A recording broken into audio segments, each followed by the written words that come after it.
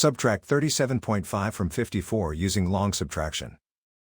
Line up the decimal points in the same column. Add placeholder zeros so both numbers have the same number of decimal places. We work from right to left and finish one column before moving to the next. In the tenths column, 0 is less than 5, so we need to borrow. Borrow 1 from the ones column. 4 becomes 3. The 0 in the tenths column becomes 10. In the tenths column, 10 minus 5 is 5. In the ones column, 3 is less than 7, so we need to borrow. Borrow 1 from the tens column. 5 becomes 4. The 3 in the ones column becomes 13. In the ones column, 13 minus 7 is 6. In the tens column, 4 minus 3 is 1. Bring the decimal point straight down into the answer. The final result is 16.5.